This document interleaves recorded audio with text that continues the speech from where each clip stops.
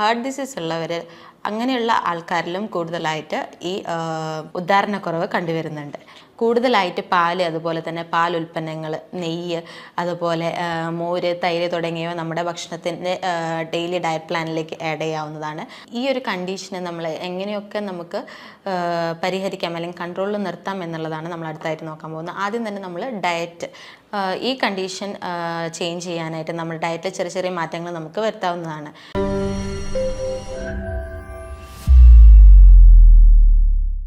നമസ്കാരം, ഞാൻ doctor Athira, chief physician, Bhoomi natural cure and wellness, Koottanad.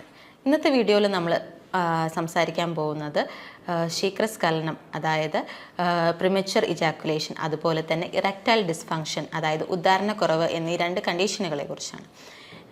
ഏറ്റവും കൂടുതൽ ആളുകൾ മടി കാണിക്കുന്ന, പറയാനായിട്ടും അതുപോലെ തന്നെ ഡോക്ടേഴ്സിനെ കൺസൾട്ട് ചെയ്യാനായിട്ടും മടി കാണിക്കുന്ന ഒരു കണ്ടീഷനാണ് ഉദ്ധാരണക്കുറവ് എന്ന് പറയുന്നത്. ഇത് എന്തുകൊണ്ടാണ് ഉണ്ടാവുന്നത്, അല്ലെങ്കിൽ ഇത് എങ്ങനെയൊക്കെ നമുക്ക് ഇതിനെ പരിഹരിക്കാൻ പറ്റും എന്നുള്ളതാണ് നമ്മൾ ഇന്നത്തെ വീഡിയോയിൽ പറയുന്നത്. ആദ്യം തന്നെ എന്തുകൊണ്ടാണ് ഇതുണ്ടാവുന്നതെന്ന് വെച്ച് കഴിഞ്ഞിട്ടുണ്ടെങ്കിൽ, നമ്മുടെ ലിംഗത്തിലേക്ക് ശരിയായ രീതിയിൽ ബ്ലഡ് സപ്ലൈ ഇല്ലാതിരിക്കുമ്പോൾ ഉണ്ടാവുന്ന ഒരു കണ്ടീഷനാണ് ഇറക്ടൈൽ ഡിസ്ഫങ്ഷൻ എന്ന് പറയുന്നത്. ഇത് രണ്ട് തരത്തിലുള്ള കാരണങ്ങൾ മൂലം ഉണ്ടാകാം. ഒന്ന് ഫിസിക്കലായിട്ടുള്ള കാരണങ്ങൾ മൂലം, അതുപോലെ തന്നെ അല്ലെങ്കിൽ സൈക്കോളജിക്കലായിട്ടുള്ള കാരണങ്ങൾ മൂലം ഉണ്ടാകാം. ഫിസിക്കലായിട്ട് കാരണങ്ങൾ എന്തൊക്കെയാണെന്ന് വെച്ച് കഴിഞ്ഞിട്ടുണ്ടെങ്കിൽ, ഹൈ ബ്ലഡ് പ്രഷർ, അതുപോലെ തന്നെ ഹൈ ബ്ലഡ് ഷുഗർ, അതുപോലെ ഹൈ ആയിട്ടുള്ള കൊളസ്ട്രോൾ, ഈ കണ്ടീഷൻസൊക്കെ ഈ ബ്ലഡ് സപ്ലൈ ബ്ലോക്ക് ചെയ്യാനായിട്ട് കാരണമാവുന്നുണ്ട്. അതുപോലെ തന്നെ പിന്നെ മറ്റ് കണ്ടീഷനുകൾ എന്ന് പറയുന്നത്, എന്തെങ്കിലും ഇഞ്ചുറീസ് ഉണ്ടായിട്ടുണ്ടെങ്കിൽ, പെൽവിക് ഏരിയയിലോ അല്ലെങ്കിൽ സ്പൈനൽ റീജിയനിലോ എന്തെങ്കിലും ഇഞ്ചുറീസ് ഉണ്ടായിട്ടുണ്ടെങ്കിൽ അതും ഈ പറഞ്ഞ ഇറക്ടൈൽ ഡിസ്ഫങ്ഷന് കാരണമാകുന്നുണ്ട്. ഇനി മറ്റ് ചില കാരണങ്ങളെന്ന് പറയുന്നത്, എന്തെങ്കിലും മെഡിക്കേഷൻസ് കഴിക്കുന്നവരാണെന്നുണ്ടെങ്കിൽ, ഈ ആൻറ്റി ഹിസ്റ്റമിൻസ്, ആൻറ്റി ഡിപ്രസൻസ് തുടങ്ങിയ മെഡിക്കേഷൻസ് കഴിക്കുന്നതും ഇത്തരത്തിലുള്ള ഉദ്ധാരണക്കുറവിന് കാരണമാകുന്നു. ഇതുപോലെ തന്നെ ഒബേസിറ്റി ഉള്ള ആൾക്കാരിലും ഉദ്ധാരണക്കുറവ് പൊതുവെ കണ്ടുവരുന്നുണ്ട്. ഇനി മറ്റ് ചില കാരണങ്ങൾ എന്ന് പറയുന്നത്, കൂടുതലായിട്ടും ഇനി പ്രോസ്റ്റേറ്റ് ക്യാൻസർ അല്ലെങ്കിൽ അതിനു വേണ്ടി ട്രീറ്റ്മെൻറ്റ് എടുത്തുകൊണ്ടിരിക്കുന്ന ആൾക്കാരിൽ ഉദ്ധാരണക്കുറവ് എന്നൊരു പ്രശ്നം കണ്ടുവരുന്നുണ്ട്. പിന്നെ കൂടുതലായിട്ട് ടൊബാക്കോ യൂസ് ചെയ്യുന്നവർ, അതായത് പുകയില ഉൽപ്പന്നങ്ങൾ ഉപയോഗിക്കുന്നവരിൽ ഇതിൽ അടങ്ങിയിട്ടുള്ള നിക്കോട്ടിൻ മൂലം ഈ ശരിയായ രീതിയിൽ രക്തം ലിംഗത്തിലേക്ക് എത്താതിരിക്കാൻ കാരണമാവുന്നുണ്ട്.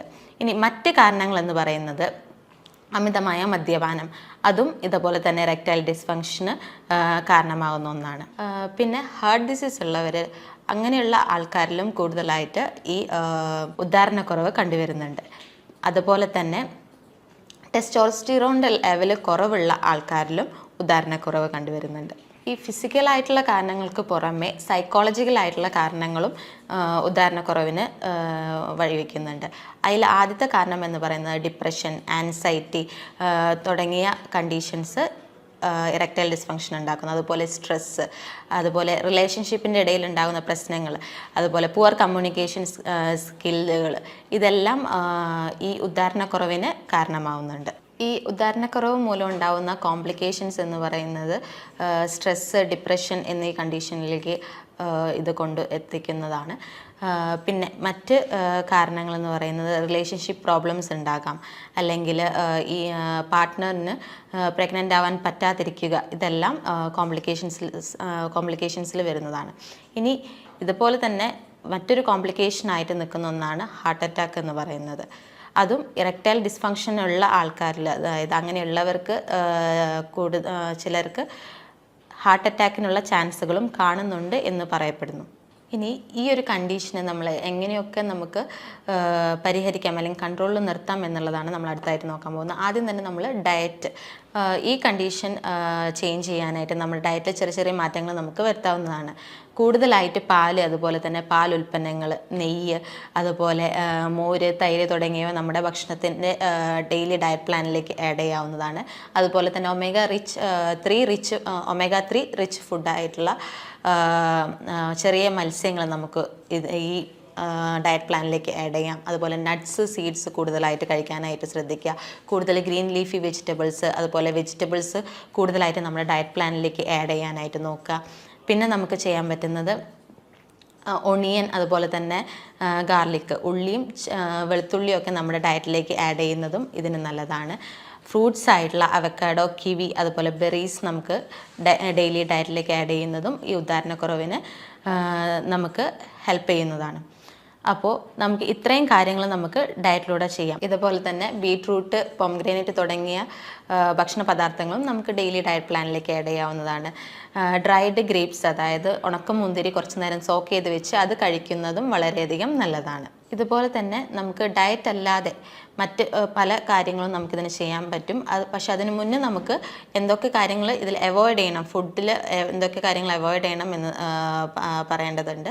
നമുക്ക് ആവശ്യമില്ലാതെ നമ്മളിപ്പോൾ പുറമെന്ന് കഴിക്കുന്ന ജങ്ക് ഫുഡ്സ്, അതുപോലെ പ്രോസസ്ഡ് ഫുഡുകളെല്ലാം പരമാവധി ഒഴിവാക്കാനായിട്ട് നോക്കുക.